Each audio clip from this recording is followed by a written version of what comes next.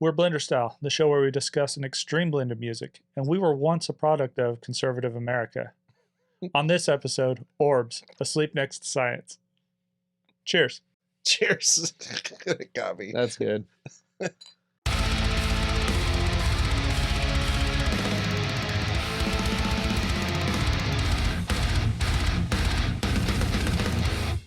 So this album had been in the works since 2007. Finally released in 2010. Oh. Were you guys familiar with this at all? I just remember you telling me to listen to it a lot, Okay. but not since 2007. Like the last few years, you tell me to listen to this all the time, and I was just like, Yeah. I didn't get into it. I think the first time I told you to listen to this, we went to that Judas Priest concert. That was a long time ago. And yeah, at the Robot Bank. I don't remember if it was the Robot Bank back then. It was the Robot Okay. Bank.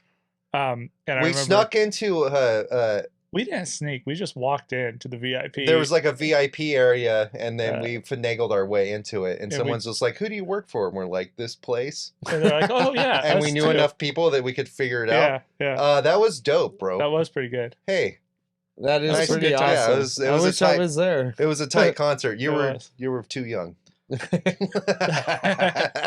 So we went to that concert, and I tried to finagle you into listening to this, and you weren't having any of it. Oh, definitely not that night. No, well, and I don't even think you even gave it a chance. You were just like, "Oh no, check this out." We were trying to show you because we hadn't hung This out. is one of those bands you bugged me about a lot. It You're like, was. check out Orbs. I'm like, eh. Well, and that's the thing. So I discovered this band in 2000, somewhere in 2011, somewhere around there. So about, I think this album came out August of 2010. Yeah. And I think I discovered it around 2011 when Cradle of Filth released Darkly Darkly Venus Aversa.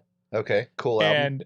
And Jack got me into Cradle of Filth back in the day, and I was always a fan of it after he hooked me on them. And Thornography came out, and it was horrible. Thornography kind of sucks. And so I kind of was like, and then I think Godspeed came out after that. Oh, but Homegirl plays on. So this came out, and it was kind of like their first good album in a while for Cradle of Filth. And I was like, what changed? And I know there was like this big thing because Rosie had left the band. And so I was like, well, Cradle of Filth's one of those bands that does too many albums, but like every third album's really good. Exactly. Yeah, Or really every good. other, yeah. Every album's good, but every other or third album is really good. So I started researching who took Rosie's place, and it was this Ashely. I can't even pronounce her last name. And this is that's the only Cradle of Filth album she played on, I think. I think she did some composition for the remix or the extended release. They did some other shit afterwards. Yeah. But yeah, her only thing. And then so I started researching that, and I found out she was in this other band called Orbs. I'm wearing a Cradle of Filth shirt. Yeah. Oh, shit.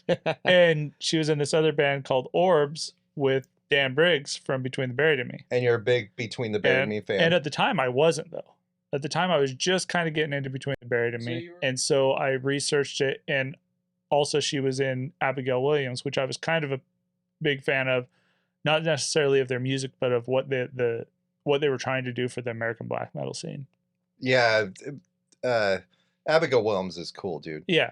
They've had a million members in their band. They have, but she was one of the founding I members. So played it's in like every other black metal band. Yeah, exactly. But she was one of the founding members. And so I was like, okay. And then Kai, my brother, was getting me into this band called Fear Before the March of Flames around the same time. Okay. All right. Who Adam Fisher and their drummer on this album were both in that band. So Orbs is like a super group. So Orbs is a super group formed through the internet era of long distance commute, or not commute, but Collaborate. And you could kind of hear it in the thing. There's a lot of. So what's crazy is I'm a fan of all these bands, Uh-huh. at some point in their careers or of all their careers. Yeah. And I am 8 years late to this, Casey. Okay. And Casey also has kind of been like, oh, you gotta You've listen to never heard Orbs, you gotta Orbs? listen.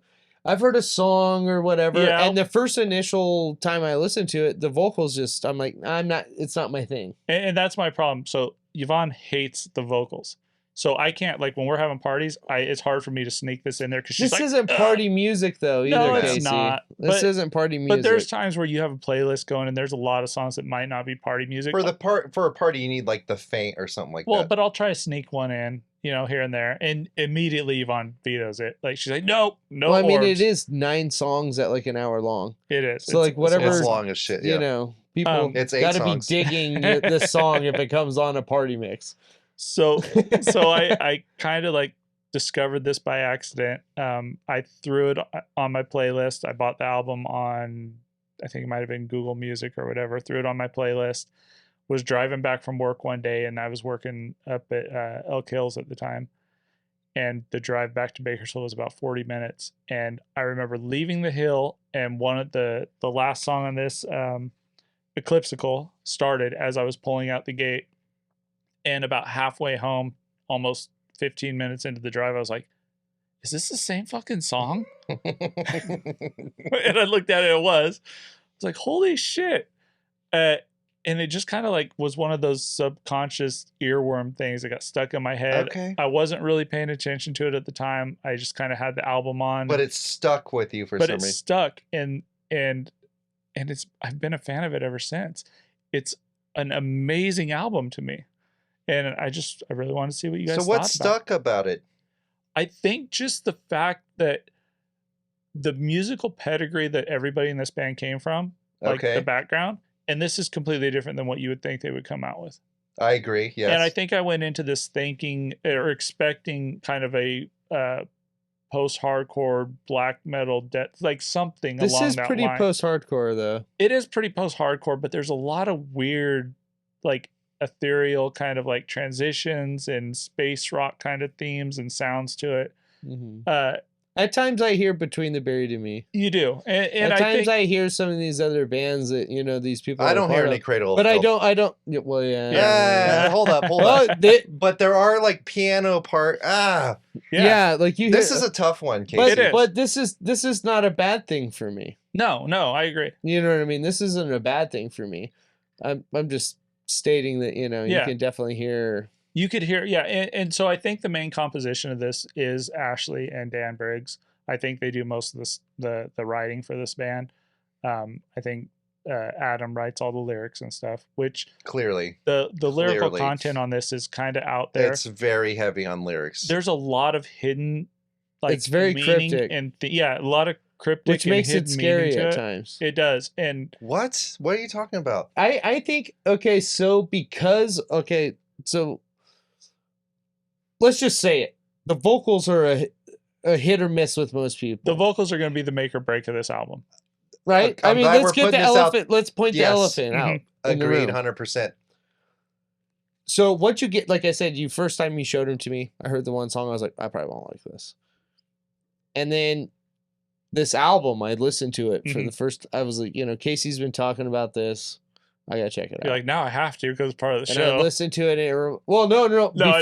Before this. Uh-huh. And you know, it gave me like a Saves the Day vibe, like with the vocals. Mm-hmm. I was like, oh, that's weird. Oh, that sounds like At the Drive-In.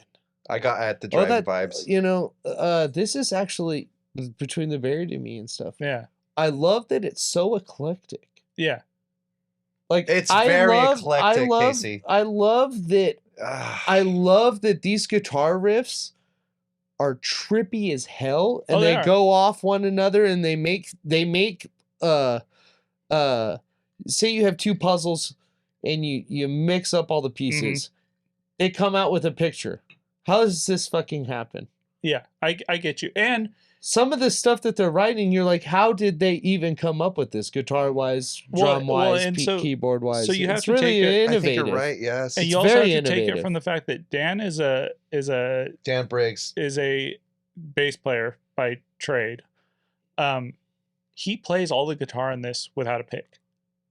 It's all fingers. Really? What? Yeah, there is no picking in this. It's all finger strumming and picking through the whole thing, which I thought was one of the coolest, because there's this guitar tone on this. I love this guitar tone.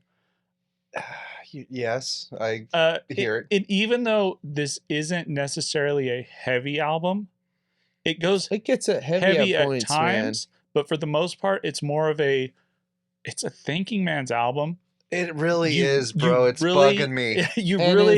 You really have to dive into it because there's a lot of hidden meaning. There's a lot of transition. There's a lot of like musical no-nos. So is there a story going on lyrically? I didn't look in. I've read some of the Not lyrics. necessarily. I think each song is its own story. I don't think it's an overarching I hear story. a the lot lyric- about science, a lot about nature, Yeah, a lot a lot about. About of being this- a kid with finger guns. Is Uh, this something? Is this the lyrics? Is like, this anti-religious? A and lot stuff of this like is anti-religion and more.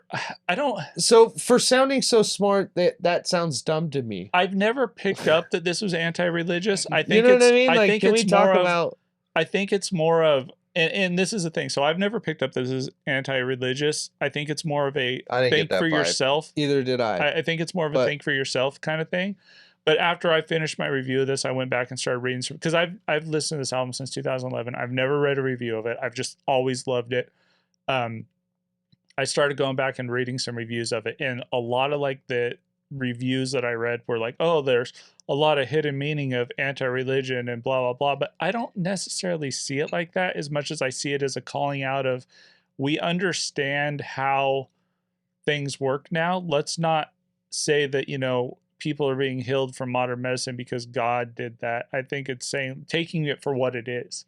Yeah, And I think it's that's a little lot of it. too science for I think me. it is. Like, I don't want to rely on science as much as it sounds like these guys want You're to. making me feel dumb. Like I didn't get any of this. Well, I think that's just like the tip of a couple songs. There's songs on here like kids playing outside and stuff, and I think it's more of the Lyrically, it feels dense. Is that Um, one of the things you like about it? Is the lyrics? I love that. I love the lyrics on this. I love that I can take two lines out of it, and I don't care what it means to them. I love that I can take two lines out of it, and and apply it to your life. yeah, Yeah, That's what and good it art, means though. two different things. yeah.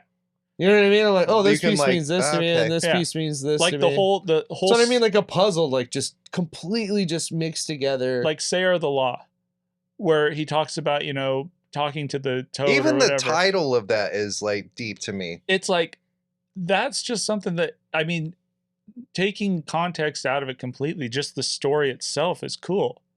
It's like almost like this dude had this crazy trip from out in the forest or whatever and was talking to animals and wrote his experience with it. It's cool. It does this sound honestly sounds like a serpent to me at times, like a It may snake be. telling a story with his voice and everything. It gets evil to me. And that's Oh what my and that's what I'm God. saying. Tasting the forbidden fruit of science, And and so stuff. that's where this I don't know if this means No, anything, but and- this is what I'm getting and I off like of it. and I like where you're going with it because a lot of the reviews I read afterwards were like, what is it? Something Beautiful is about Jesus's brother and lost power or having power that you can't control or whatever. And I was like, I never picked that up from this. But then Yeah, I went back and read the no, lyrics. I was like, what the hell? what or the fuck? or a bro? man of science is about the religious people not realizing that they might not necessarily be helping other people, but they're just putting them to shame and stuff. And I'm just like, I never picked any of that up on any of this. You know what I kind of got from it also though is that, like, even if you were like, it's not even anti-religion, it's like, okay, you believe in God, that's awesome, but you don't think God invented or created science? Yeah. Like, you're such a You you're guys like, are science blowing is science is bad. Well, maybe evolution. God created yeah. God created the earth in 7 days. Well, actually, maybe it was evolution he created. Darwin. You Yeah, know what I mean? Maybe Darwinism. God did yes, that. Yes. Yeah. It's You guys are God blowing my is mind with science. this. This Is deeper than I realized. yeah. And the point of I think I really feel Maybe like I nerded out though. you I might don't know. have, but I feel like I'm with you. I feel like the point of this album wasn't necessarily to throw everything out on the table, but more to make you think and try to analyze the hidden meaning of something or thing. The songs are fun. They're great. There's cool. Is that guitar what tone. makes this like? Is that what people like about this? Is like that it's deep like that? I like lyrically? it because I it's think the so, it's so musicianship is different. Yeah, also the great, musicianship on though. this is amazing. The guitar riffing and the way Okay, they I will go agree into different 100%. parts and like The Yeah. piano the keyboard playing is phenomenal. All on the this. different stuff that she brings to the table. Ashley brings like not just the She's keyboards. amazing on There's this. Dude. what's that stupid instrument where you just hold your hands close, the theremin. the theremin. I think there's some theremin in it. I mean, there's just all kinds of different stuff in this. And when their second album came out, Past Life Regression, she posted a picture on I think it was Instagram or Facebook of all the instruments she was getting ready to record. It was like a 2-page list of just different instruments that she was recording for You've listened to that album too? Oh yeah. Do I you think like this that is one? better. Okay, so I like is, that one better. I think this is better. I think his vocals are more approachable in that one. That's probably why I like it better. But I feel like the thematic, the theme and the musical style of this one is better than that one. what I like about what you're bringing God. up right now, like what I like about this is that we've brought up other artists that have a list of people that are on it. Mm-hmm. These few people were like, "Oh, I'll play that." Yeah. This is I might tight. not even be that good at that, but I'm We'll gonna try make that. it I I'm feel gonna like this play is that. a tight band. Oh yeah. I feel like there was no idea that wasn't searched or gone through. I don't know if we've been in bands, but you and I have been in bands. Like sometimes you get in a band and people are like, no, they shut things down. Mhm. Right. I feel like this band, There's like ego no rules. aside, even though they've been credible musicians, tried every avenue and every idea that every musician Yeah. had. Nothing was and turned it down. This was. And if it worked, it worked. And that's what I love about it. I'm sighing because like I get what you guys are saying. And I'm struggling with it because it's a big album and there's like a lot going on. Yeah. And it just I just hate the fucking vocals, dude. So yeah, that's my biggest That's beef with the everyone's record, too, beef is- about this. and that is everyone's beef, but this is the thing. Like when I first listened to Cradle of Filth, I hated Danny's vocals. I think it was back in the Midian days, and it was all that high pitched shrieking You stuff. have to continue to listen to it. and you got to listen to it, and you got to get used to it. King Diamond. Billy hear Corgan, tons of- Oh, Smashing Pumpkins. People, rough. yeah, but people say like, "Oh, I can't stand it because of the Smashing Pump, voice." good example. And then people take the time to actually just sit there and listen to it, get adjusted to it, maybe. Yeah. Okay, let or- me just say this because I fucking struggle with the vocals. But what helped me to get into this was listening to other bands that I think are better Mhm. that have similar like whiny, shitty Yeah. vocals. Like what? Like I got into so before I listened to this, I like prepped myself by listening to like Mars Volta, Okay. at the drive-in, which you mentioned, which I think is a cool band. And Mars then, Volta at the drive-in, almost same band too. and then yes, and then Protest the Hero. I love Protest. Because the Hero. Protest the Hero has like deep vocal lyrics Rudy, and like Rudy, right?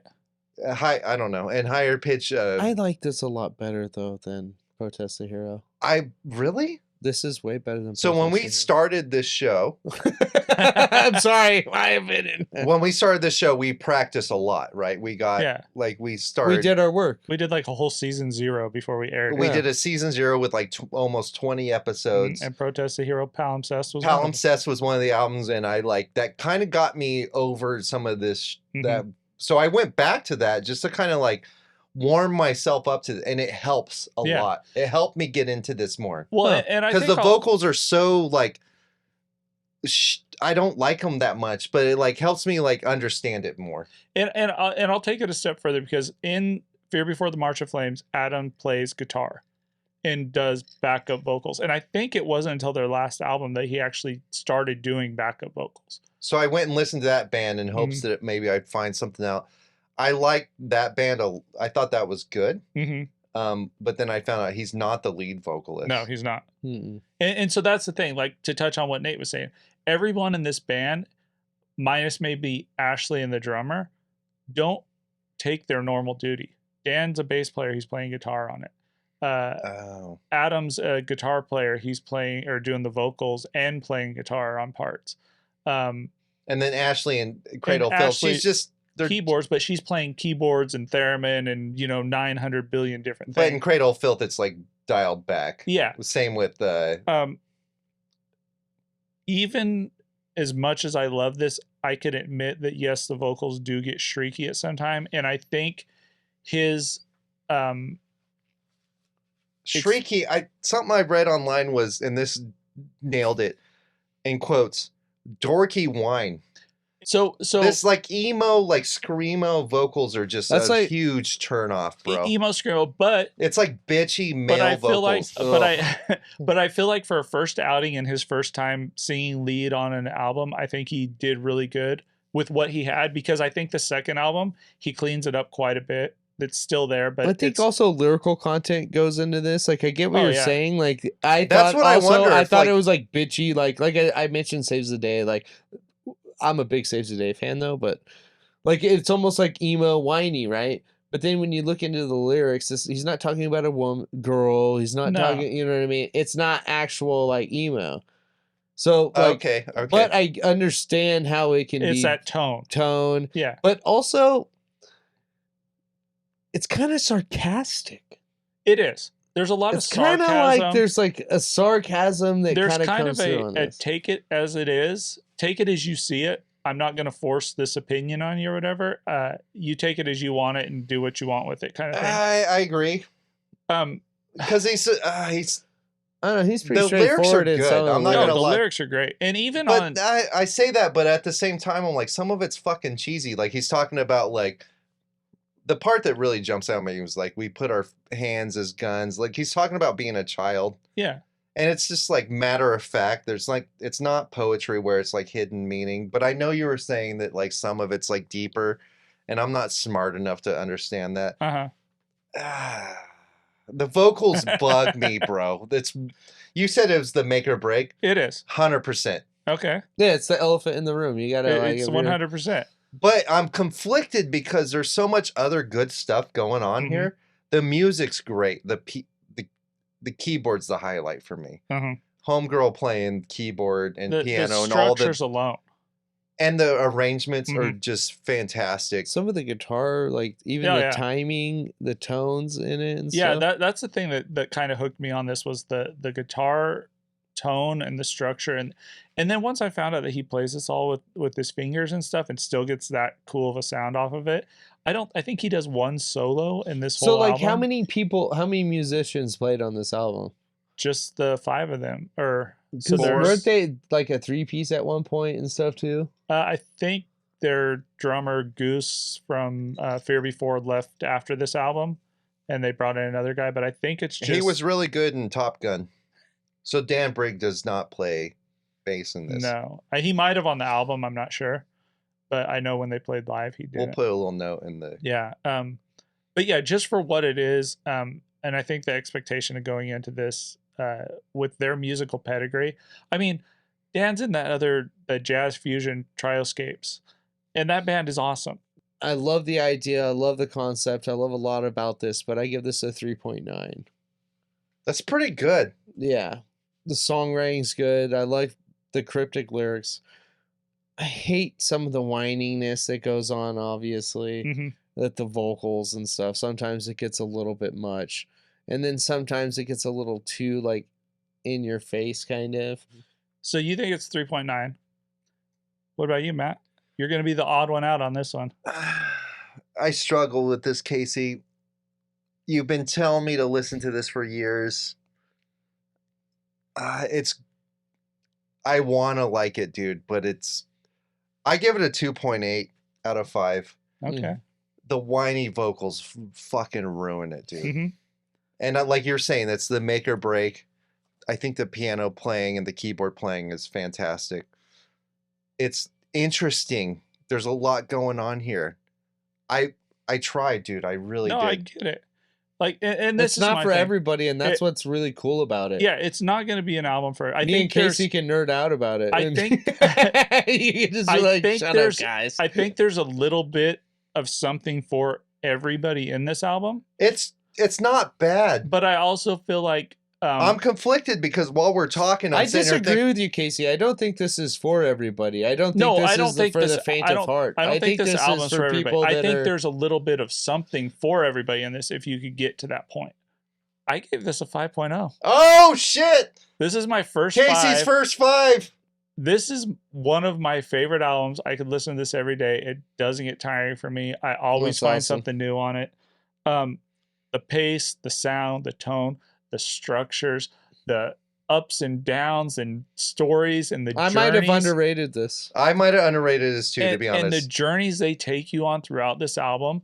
I mean, Eclipsical is a 14-minute song, Yeah. and it doesn't play like a 14-minute Is song. it really? Yeah, it's pretty fucking crazy. Exactly dude. my I point. didn't even catch that it was Yeah. that long. Because there's so much going on that you don't notice the length of this Oh. album.